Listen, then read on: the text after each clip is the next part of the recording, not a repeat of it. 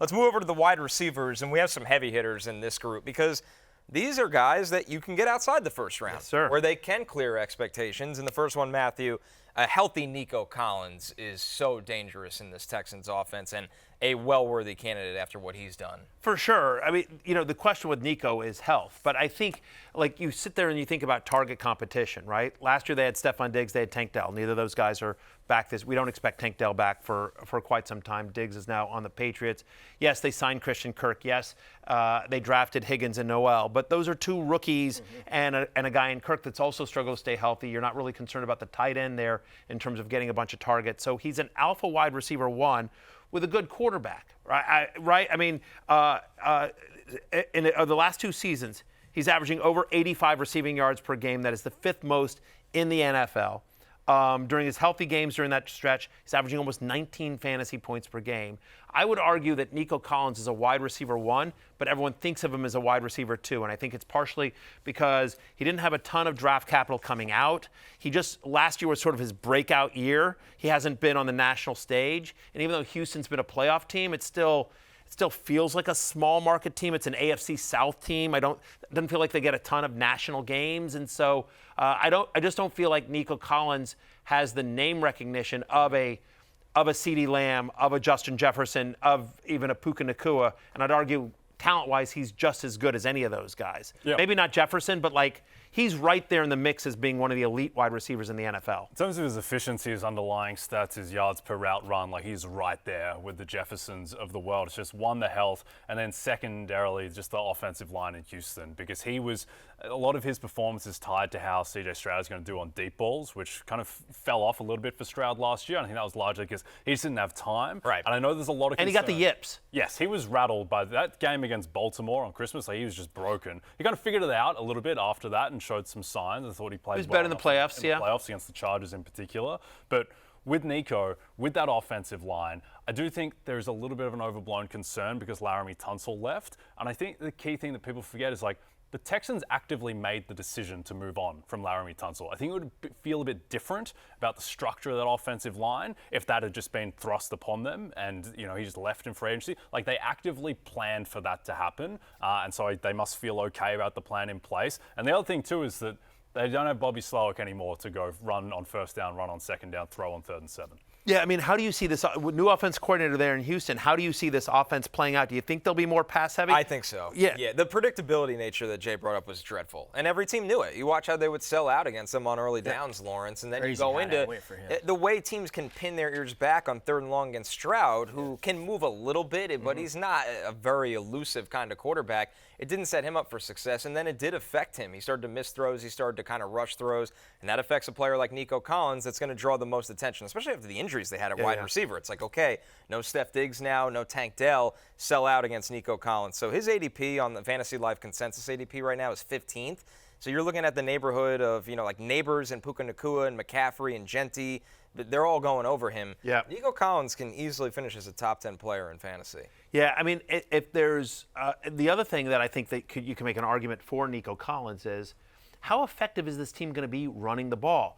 Joe Mixon's already hurt. We don't know if Nick Chubb really has anything left. They have Woody Marks, who he thinks a nice pass-catching running back, but he's young. Yeah. And, I think there's real questions about that running game and how effective it's going to be added into the offensive line issues that you mentioned, Jay. And so, I think they might be a little bit overblown, but we don't think this is going to be a great offensive line. No, the hope is that it's functional. Right.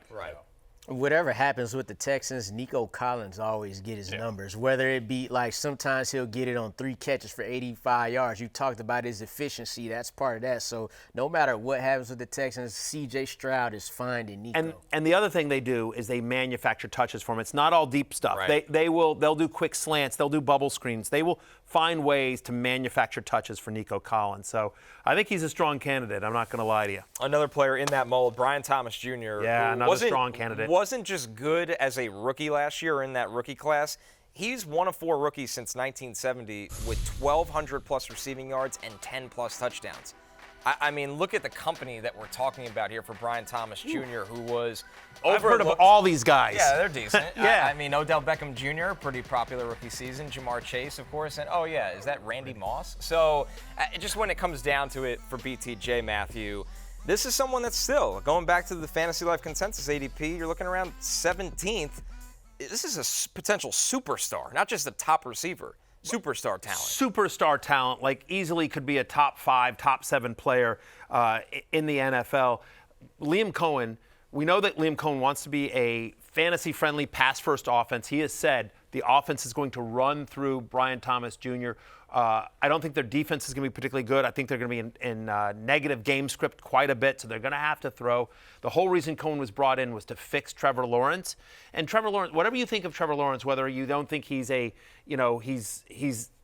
second coming of Andrew Luck or, can't miss prospect that he was compared to coming out, like, he's a competent NFL quarterback. Like, Malik Neighbors was wide receiver 6 last year with Tommy DeVito and change, right? I mean, like, so it's tough on Drew Lock, aka change. I mean, you tell me different. Yeah, I mean, honestly, right? My point is that it's going to be. I think it's going to be a very fantasy-friendly offense. I honestly think there is value across the board in Jacksonville. The running game is still being sorted out, but whoever emerges from that is going to be a value. I think Brenton Strange is being way undervalued. I think Travis Hunter is being way undervalued. I could see Lawrence putting up big numbers. We've seen it as well, especially healthy. So I just think that this is an offense that is going to throw the ball. Christian Kirk and Evan Ingram both gone. Those two combined, both of them had an over 20% target share in healthy games they play together. So you're talking about an over 40% target share that's available now. In the 4 games that both Kirk and Ingram missed last season, Brian Thomas Jr., 25.5 fantasy points per game. Our last wide receiver here, guys, Drake London, 3rd most targets in the NFL last season. We know how much targets he earns, especially he's going to play with Michael Penix this year, Matthew. Yeah. Arrow kind of points up for him in that light. And one more note here. This is from WSB's Zach Klein. He said that Falcons wide receiver Darnell Mooney's shoulder injury will cost him most of training camp. So even more on the plate of Drake London, who is being drafted after all these guys, by the way. His ADP is about 21.5, between 21 and 22. So Drake London maybe still overlooked a little bit. Obviously, super small sample size, but in the 3 games that Penix started last year, 40% target share. 40% for Drake London, over 117 yards per game. He averaged 23.1 fantasy points per game. And so you sort of think about now Mooney, right? It's his first year as a starter. Drake London has first-round draft capital, has top 10 overall player draft capital, and no one thought it was shocked. So there's an elite wide receiver talent in there. Right. It's going to be a much more open offense, obviously, now that they've gotten rid of Arthur Smith, Zach Robinson. They want to throw the ball. We saw signs of what it could look like last year over the last 3 games with Penix under center. And now he comes in full season. Penix knows this is his team. He's going to be the guy. And, Mooney's hurt. Kyle Pitts, don't get me started.